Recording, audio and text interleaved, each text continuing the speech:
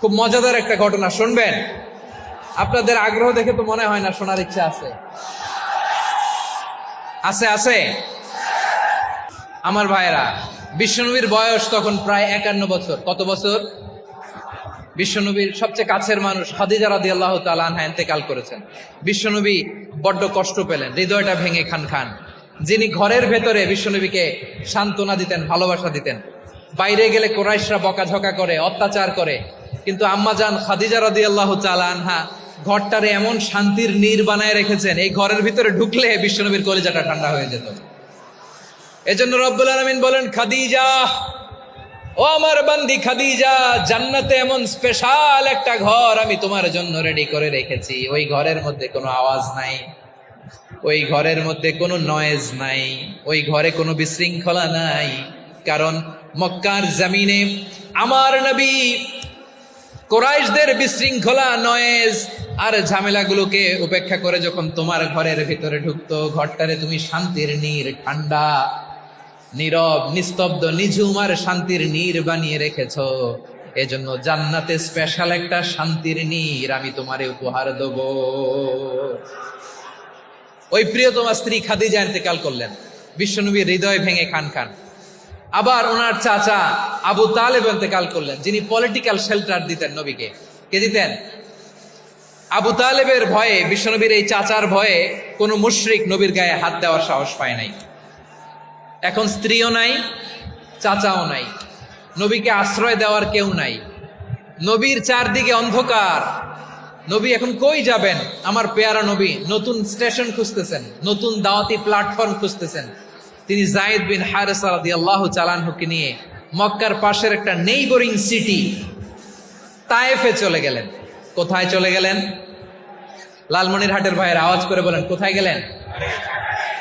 তায়েফে চলে গেলেন দিনের দাওয়াত দেওয়ার জন্য। কি দেওয়ার জন্য? নাকি জমি কিনতে গেছিলেন? জমি কিনতে, দুনিয়ার যশ খ্যাতির জন্য, নিজের কোনো লাভের জন্য? তায়েফবাসীদেরকে জাহান্নামের আগুন থেকে বাঁচানোর জন্য। আওয়াজ করে বলতে হবে, ঠিক কিনা? বিশ্বনবী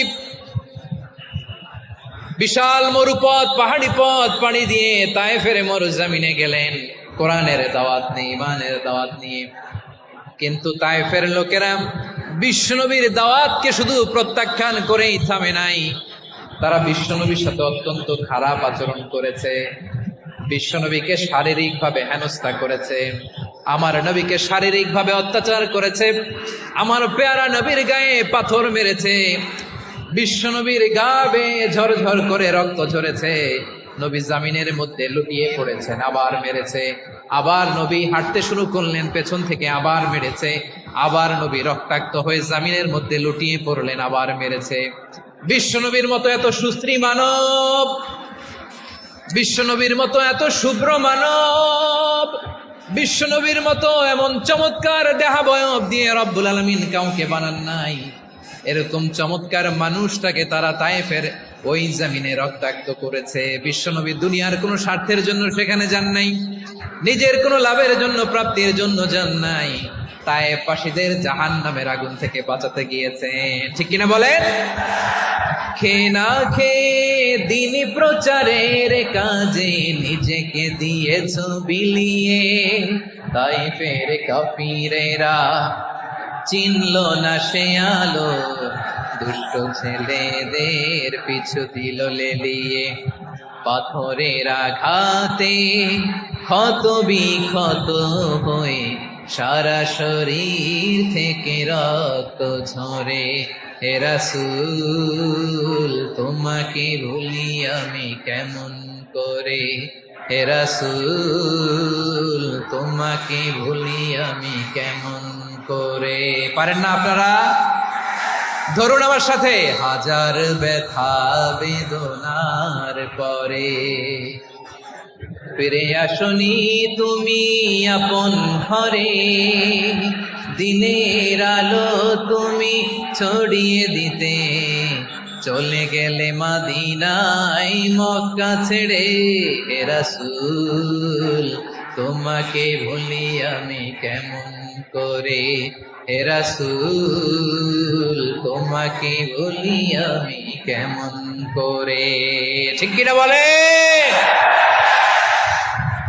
প্রিয় ভাইরা, তায়েফের ছেলেরা নবীকে রক্তাক্ত করলো। আমার নবী কই যাবে? কই যাবে?